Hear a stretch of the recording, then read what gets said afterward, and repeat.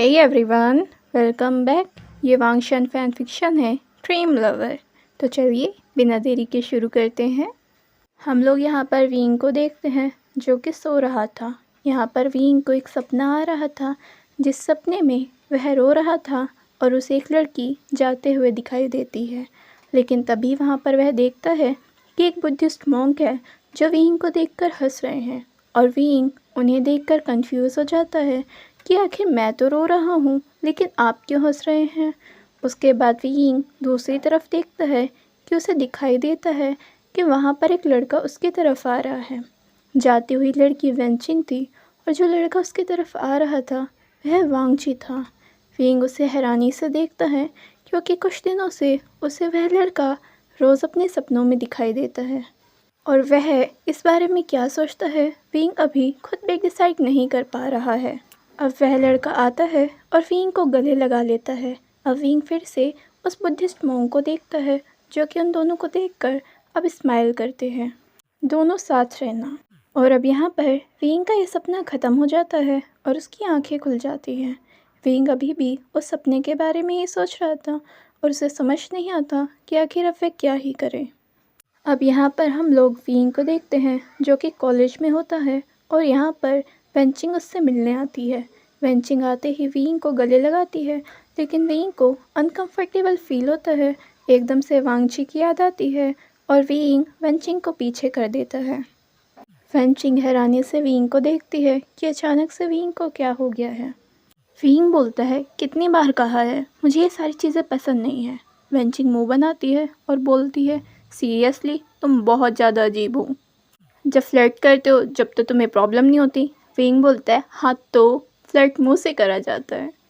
Wenching बोलती है वाह जी वाह, फ्लर्ट करने में प्रॉब्लम नहीं है लेकिन स्किनशिप में है। विंग बोलता है हाँ क्योंकि तुम बंदरिया हो और मुझे बंदरियाओं से गले लगना पसंद नहीं है। वेंचिंग बोलती है और मैं भी भूल गई थी कि तुम चिंपांजी हो, इंसान तो तुम पर बना जाता नहीं। विंग बोलता है तुम्हारी ऐसी बातों की वजह से तुम आज तक सिंगल हो, किसी लड़के की हिम्मत नहीं होगी तुम्हारे आसपास आने की। वेंचिंग बोलती है हाँ जैसे तुम्हारे आसपास तो परियों का मेला लगा हुआ है। विंग बोलता है वो तो मेरी एक झलक की बात है, न जाने कितने चाहने वाले निकल जाएंगे। वेंचिंग बोलती है बस बस ज़मीन पर आ जाओ, इतना ख्वाबों में उड़ना अच्छी बात नहीं होती। अब ये दोनों ऐसे ही मस्ती मजाक करते हैं। इसके बाद विंग टेम्पल जाता है और थोड़ी देर के लिए वहाँ पर बैठता है। तभी वहाँ पर वह बुद्धिस्ट मॉन्क आते हैं और विंग की तरफ स्माइल करते हैं। क्या अभी भी कंफ्यूज हो? विंग बोलता है हाँ आप तो बस स्माइल करते हो सब कुछ जानने के बाद भी। कभी मेरी चीज़ों को सुलझा भी दीजिए, कभी बता भी दीजिए। वह बुद्धिस्ट मॉन्क बोलते हैं चीज़ें आप पर निर्भर करती हैं तो बेहतर है कि आंसर भी आप खुद ढूंढें कि आपका दिल क्या चाहता है। विंग बोलता है मेरा दिल, इसको खुद को समझ नहीं आ रहा आखिर ये चाह क्या रहा है। वह बुद्धिस्ट मॉन्क बोलते हैं यह जानने में कि आप किसी को पसंद करते हो या नहीं करते 2 साल नहीं लगते हैं। इस पर विंग यहाँ पर रुक जाता है और उनकी तरफ देखता है। वह बुद्धिस्ट मॉन्क फिर से बोलते हैं आप उस लड़की के साथ 2 साल से हो लेकिन आप सिर्फ इस चीज़ का आंसर ढूंढ रहे हो कि आप उसे पसंद करते हो या नहीं करते हो। लेकिन इतने 2 साल नहीं लगते मेरे बच्चे, आप उसको अपने पास नहीं ला रहे हो, बस ये है कि आप उससे दूरियां नहीं बना रहे हो। वह बुद्धिस्ट मॉन्क बोलते हैं आप उस लड़के को पसंद करते हो ना। विंग की आंखें बड़ी हो जाती हैं और वह उनकी तरफ देखता है और वो सिर्फ विंग की तरफ एक स्माइल करते हैं। विंग बोलता है हंस लीजिए हंस लो, भाई वो लड़का है। वह बुद्धिस्ट मॉन्क बोलते हैं तो दिक्कत क्या है? विंग बोलता है यही तो दिक्कत है, मेरे घर वाले मुझे बेघर कर देंगे। वह बुद्धिस्ट मॉन्क बोलते हैं और जो आप प्यार करते हैं उससे। विंग बोलता है मैंने कब कहा कि मुझे उससे प्यार है। वह स्माइल करते हैं और विंग की तरफ देखते हैं आपकी मेडिकल रिपोर्ट्स आ गई ना। विंग कोई आंसर नहीं कर पाता है। वह बोलते हैं आपकी तकदीरें आपने खुद चुनी है। शायद आपको याद हो कि आप उस लड़की को चुनने के लिए तैयार थे लेकिन अगर आप उसे चुनते तो आपकी मौत हो जाएगी जब आप 32 साल के होंगे, राइट।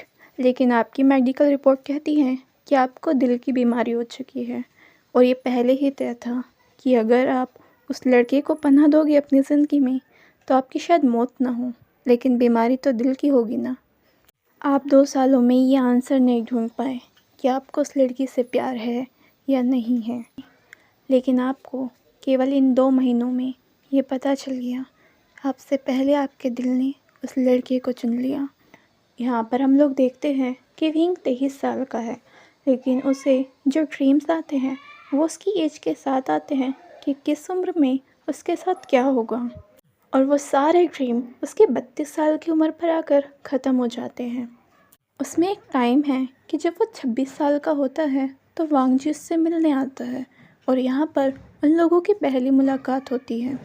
अब विंग सोचता है कि इन सारी चीज़ों को अब शायद वक्त पर ही छोड़ देना चाहिए, और वह उन सारी टाइमलाइंस को एक डायरी में लिखता है कि कब उसकी लाइफ में क्या होगा। विंग सोचता है अभी 3 साल हैं जब वांग जी उससे मिलने आएगा, शायद तकदीरें बदल भी जाएं। जब विंग 20 साल का था तो उसे वेंचिंग के ड्रीम आए थे, और अगले ही साल उसकी मुलाकात वेंचिंग से हो गई थी। उसने पूछा था उन बुद्धिस्ट मॉन्क से कि आखिर ऐसा क्यों हो रहा है। हम लोग इधर वांगची को देखते हैं जो कि किसी की पेंटिंग बना रहा था, और ये किसी की नहीं बल्कि विंग की पेंटिंग बना रहा था। विंग की पेंटिंग को वह ध्यान से देख रहा था और सोचता है कि आखिर कहाँ हो तुम। ये लड़का वांगची के ड्रीम में आता है और उसे ये भी नहीं पता कि क्या कोई इंसान ऐसा असलियत में है या नहीं है, लेकिन हाँ, इसके लिए उसका दिल ज़ोरों से धड़कता है और कोई इसे शायद पागलपंती ही कहे, लेकिन वो क्या ही कहे, उसके दिल पर उसकी कोई मर्ज़ी नहीं चलती और वह किसी भी कीमत पर इस लड़के को ढूंढना चाहता है। अब हम लोग विंग को देखते हैं जो कि 26 साल का है और एक जूनियर जज बन चुका है। अब विंग बाहर आता है अपना काम ख़त्म कर कर। जैसे ही वह कार में बैठने वाला होता है, उसके सामने वांगची होता है, जिसे देखकर उसकी सांसें रुक जाती हैं और उसे खुद को समझ नहीं आता कि आखिर वह क्या ही करे। जिसे देखकर उसके बाद विंग छुपने का ट्राई करता है और जल्दी से कार में बैठता है। वांगची उसकी कार का पीछा करता है, लेकिन तब तक विंग वहाँ से चला जाता है। उसके बाद रात को विंग को उसके एक फ्रेंड का कॉल आता है जो कि उससे पूछता है क्या तुम्हारे पास टाइम है, क्या तुम मिल सकते हो। विंग बोलता है हाँ, मैं देखकर बताता हूँ। उसके बाद विंग बोलता है कल शाम को 4 बजे, और अब 4 बजे उनका मिलना फिक्स हो जाता है। जैसे विंग वहाँ पर पहुँचता है जहाँ पर वे लोग मिलने वाले थे, उसे अपने फ्रेंड के साथ वहाँ पर वांगची भी दिखाई देता है। ये देखते ही विंग वहीं पर रुक जाता है और उसका मन करता है यहीं से भाग जा भाई, लेकिन तभी वांगची बोल पड़ता है ऐसे भागने से काम नहीं चलेगा, और विंग वहीं पर रुक जाता है और माहौल थोड़ा सा अजीब हो जाता है। विंग का फ्रेंड बोलता है तुम दोनों एक दूसरे को जानते हो। 1 मिनट वांगची, तुमने तो कहा था कि तुम लोग पहली बार मिल रहे हो। वांगची बोलता है हकीकत में पहली बार मिल रहे हैं। विंग बोलता है कुछ ऐसे ही समझ लो। विंग का फ्रेंड बोलता है तो फिर मैं तुम दोनों के बीच रुकूं या फिर। तभी वांगची अपने फ्रेंड को घूर कर देखता है। विंग का फ्रेंड बोलता है हाँ हाँ, नहीं रुक रहा, जा रहा हूँ। यार तुम तो मुझे ऐसे देख रहे हो जैसे कि मैंने तुम्हारी डेट बर्बाद करने को कहा हो। सच्ची बताओ कुछ चल रहा है दोनों के बीच। और वांगची फिर उसे घूर कर देखता है और उसके बाद उनका फ्रेंड वहाँ से चला जाता है। इसके बाद वो दोनों बैठते हैं। विंग पानी पीने लगता है और वांगची बोलता है आई लव यू। विंग के मुंह से पानी बाहर आ जाता है और वो डायरेक्ट वांगची के ऊपर गिरता है। विंग बोलता है सॉरी सॉरी, लेकिन गलती तुम्हारी है। वांगची अपने कपड़ों की परवाह नहीं करता है और विंग से बोलता है मैं सीरियस हूँ। विंग बोलता है मजाक बंद करो, मैं एक लड़का हूँ। वांगची बोलता है हाँ मुझे पता है और मुझे दिखाई भी दे रहा है कि तुम एक लड़के हो। वांगची बोलता है प्यार का जेंडर से मतलब नहीं होता। विंग बोलता है लेकिन घर वालों को तो होता है।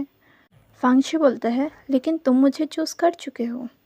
अब विंग वांगची की तरफ देखता है, कुछ बोलना चाहता है लेकिन वह कोई आंसर ही नहीं कर पाता। वांगची बोलता है सेम सेक्स मैरिज जैसे ही अलाउ हो जाएगी हम लोग शादी कर लेंगे और तब तक हम लोग विदेश में शादी कर कर आ जाएंगे। विंग बस वांगची को देख रहा था और वह कुछ भी नहीं कह पा रहा था, वह बिल्कुल स्पीचलेस था। विंग बोलता है तुमने कहाँ तक की सोची है। वांगची बोलता है उम्र भर तक की। वांगची बोलता है विंग तुम मेरा आखिरी प्यार हो। ये सुनने के बाद विंग वांगची से बोलता है, लोग पहला बोलते हैं। वांगची बोलता है, तुम आखिरी भी हो। फिंग बोलता है, तुम्हें कैसे पता? वांगची बोलता है, मेरा फैसला है ये, मुझे पता है। फिंग बोलता है, मुझे थोड़ा वक्त चाहिए। इसके बाद फिंग उसी टेम्पल में जाता है और वहाँ जाकर कुछ देर के लिए बैठता है। तभी वहाँ पर वह बुद्धिस्ट मॉन्क आते हैं, फिंग की तरफ स्माइल करते हैं। फिंग बोलता है, आप तो बस मुझे स्माइल करके दिखा दिया करो, है ना? वो हंसने लगते हैं, अपने हाथ को फिंग के सर पर फहराते हैं और बोलते हैं, मेरे बच्चे, अगर तुम दिल की सुनोगे तो इतनी उलझन में तो नहीं पड़ोगे। फिंग बोलता है, लेकिन ये दिल गलत दिशा में जा रहा है। वह बुद्धिस्ट मॉन्क बोलते हैं, शायद उसका रास्ता सही हो। वह बुद्धिस्ट मॉन्क बोलते हैं, तुम मेरी नहीं सुनते और ये दिल तुम्हारी नहीं सुनता।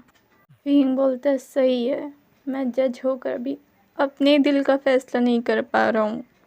इसके बाद फिंग वांगची को हाँ कर देता है और सोचता है, जो होगा देखा जाएगा। और ये सुनने के बाद वांगची सबसे ज़्यादा खुश होता है और फिंग को गोद में गहरी कर लेता है। फिंग बोलता है, शर्म करो और मुझे नीचे उतारो। वांगची बोलता है, फिंग, मैं बहुत ज़्यादा खुश हूँ। फिंग बोलता है, हाँ तो खुश हो जाओ, पर कृपया करके मुझे नीचे उतार दो, किसी ने ऐसे देख लिया तो। वांगची से नीचे उतारता है और बोलता है, तुम्हें घर वालों की फिक्र है? फिंग बोलता है, नहीं। वांगची बोलता है, अच्छी बात है, मेरा मन है कि सीधा अखबार में छपवा दूँ कि तुम और मैं रिलेशनशिप में हैं। फिंग बोलता है, तुम सीरियस हो? यार, मुझे बाहर वालों की फिक्र नहीं है, लेकिन मुझे घर वालों की तो है ना, उनको नहीं पता। वांगची बोलता है, तो जल्दी से बता देते हैं। फिंग बोलता है, हार्ट अटैक देना है क्या उनको? वांगची बोलता है, लेकिन कभी तो बताना होगा। फिंग बोलता है, हाँ कभी बताना होगा, धीरे धीरे बताएंगे, डायरेक्ट जाकर बोल नहीं देंगे कि तुम्हारा लड़का एक लड़के के साथ रिलेशनशिप में है। अब वांगची बेचारा चुप हो जाता है। उसका तो मन कर रहा था कि पूरी दुनिया को सुना दिया जाए कि फिंग उसका है और वह फिंग का है। फिंग वांगची को देखता है, सीरियसली? फिंग बोलता है, एडिटर हो तुम, थोड़ी तो शर्म करो। वांगची बोलता है, लेकिन एडिटर होना शर्म का क्या मतलब? फिंग अपने सर में हाथ मारता है, मुझे कुछ नहीं बोलना और कृपया करके अब तुम भी कुछ मत बोलो। अब फिंग अपने घर जाता है और वांगची फिंग के कहने पर थोड़ी शर्म करता है और उसके साथ घर पर नहीं आता है। लेकिन फिंग से रोज़ वीडियो कॉल करना तो मानो परमानेंट था, क्योंकि वांगची का दिल नहीं लग रहा था। यानली फिंग में चेंजेस को नोटिस करती है। यानली बोलती है, क्या चल रहा है आजकल, कौन है वो? फिंग बोलता है, पागलपंती मत दिखाओ, कुछ भी नहीं है। यानली बोलती है, सीरियसली? चेहरे पर नूर आ जाता है मेरे बोलते ही, और तुम कह रहे हो कुछ भी नहीं है? तुम्हारे चेहरे की स्माइल अलग ही जता रही है। भाई चल क्या रहा है, हमें भी बताओ। फिंग अपने फ़ोन को साइड में रखता है और बोलता है कि कुछ भी नहीं है। यानली बोलती है, सीरियसली? मैंने क्या कहा था कि जब भी हम दोनों को किसी से प्यार होगा तो सबसे पहले एक दूसरे को बताना है। मैंने बता दिया, लेकिन तुम पर नहीं बताया जा रहा। फिंग बोलता है, क्या फ़ायदा ऐसी मोहब्बत का जिसे तुम दुनिया के सामने ही ना दिखा सको? और क्या फ़ायदा ऐसे इंसान से प्यार करने का जिसका उम्र भर का साथ तुम्हारे घर वालों को मंजूर ना हो? एकदम से यानली रुक जाती है और फिंग को देखती है। क्यों, तुम्हें किसी लड़के से प्यार हो गया है? ये सुनते ही फिंग यानली को देखता है, लेकिन कुछ कह नहीं पाता। यानली बोलती है, तो मैं सही हूँ।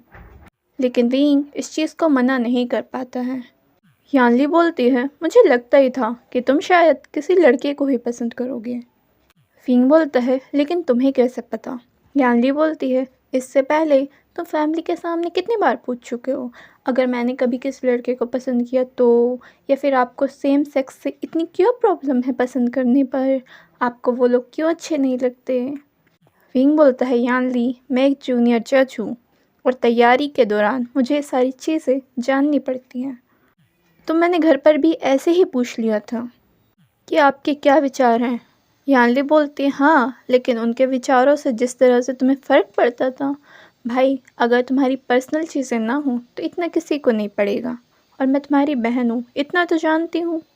यानली बोलती है, वैसे कौन है वो, हमें नहीं मिलवाओगे क्या? विंग बोलता है लेकिन आप लोगों को तो पसंद। यानली बोलती है हमें तो पसंद नहीं है लेकिन तुम्हें तो है ना, और हमने तुम्हें पहले भी बताया है कि अगर तुम कभी किसी लड़के को पसंद करोगे तो हम तुम्हें एक्सेप्ट करेंगे, लेकिन उससे एक्सेप्ट करना थोड़ा मुश्किल है और तुम्हें खुद भी प्रॉब्लम आएगी सोसाइटी में। विंग बोलता है मुझे किसी और से फ़र्क नहीं पड़ता। यानली बोलती है तो हमारे लिए भी पहले तुम्हारी खुशी है। विंग स्माइल करता है और उसके बाद विंग वांगची को ही बुला लेता है और उन्हें अपने घर वालों से मिलाता है। विंग के माता पिता थोड़ा अजीब फील करते हैं लेकिन ट्राई करते हैं कि उनका बेटा पहले है और बाकी सब बाद में। वांगची विंग की तरफ देखता है और बोलता है अब तो हम सबको बता सकते हैं ना। विंग बोलता है पहले सबको बताओ भाई तुम।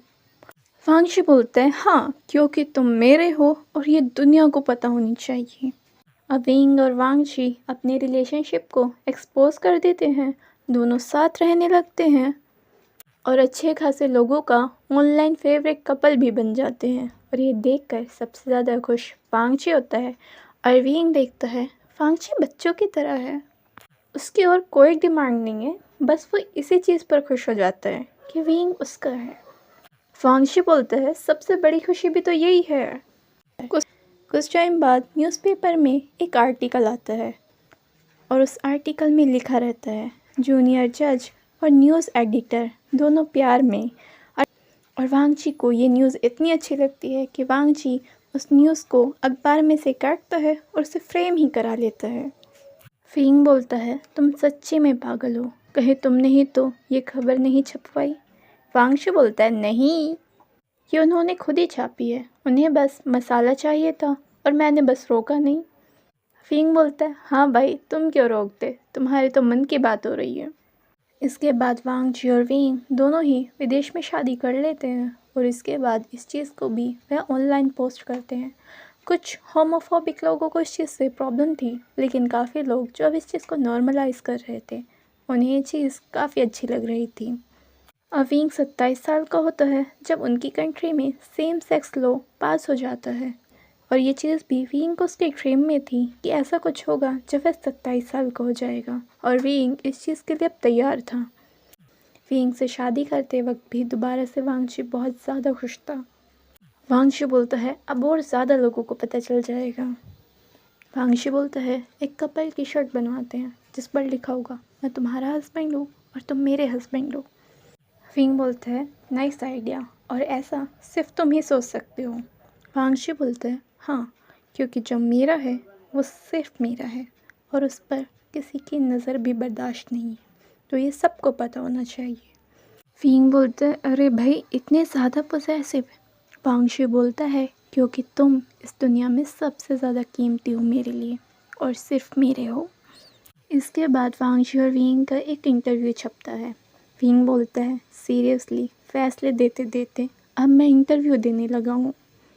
इंटरव्यू में वांगची से एक क्वेश्चन था कि जब आप और विंग पहली बार मिले थे तो विंग ने क्या पहन रखा था। वांगची बोलता है विंग ने अपने कोर्ट की यूनिफॉर्म ही पहन रखी थी। उसका लेफ्ट हैंड कार के गेट पर था और उसमें एक घड़ी थी। वह घड़ी कौन से ब्रांड की थी वांगची बताता है और उसके इंडेक्स फिंगर और रिंग फिंगर में 2 अंगूठियाँ थी। उसने लेदर के शूज़ पहन रखे थे जो कि ब्राउन कलर के थे। विंग वांगची की तरफ देखता है तुमने इतना सब कुछ नोटिस कर लिया, मैं तो भाग गया था। वांगची बोलता है हाँ क्योंकि मेरी सारी नज़र तो पूरी तुम्हारे ऊपर ही थी विंग। यह सुनने के बाद विंग को उसके दिल में और भी ज़्यादा वार्म फीलिंग होती है। और जब हम लोग अगले दिन मिले थे विंग ने पिंक टी शर्ट पहन रखी थी, ब्लैक जीन्स पहन रखी थी, स्पोर्ट शूज़ पहन रखे थे। उसके लेफ़्ट हैंड में वही घड़ी थी, इंडेक्स फिंगर और रिंग फिंगर में वही अंगूठियाँ थी और उसके राइट हैंड में केवल एक अंगूठी थी उसके रिंग फिंगर में, जो कि अभी भी है। विंग बोलता है तुम इतना सब कुछ नोटिस करते हो। वांगची बोलता है मेरी नज़रों में सिर्फ तुम हो विंग। विंग सोचता है वह कितना ज़्यादा लकी है कि उसे सपनों के द्वारा वांगची मिला जो उससे सबसे ज़्यादा मोहब्बत करता है। यह वेनचिंग विंग को देखती है और उससे बोलती है समझ नहीं आया मेरी दुआ में कहाँ कमी थी जो तुम मुझे नहीं मिले। मैं भी सब कुछ वांगची की तरह ही करती हूँ। सुबह 5 बजे उठती हूँ, 9 बजे सोती हूँ, सादा खाना खाती हूँ। फिर भी ऐसा क्या खास है उसमें? विंग बोलता है, आम और खास होने की बात नहीं है, बात नज़रों की है जो सिर्फ वांगची को देखती है।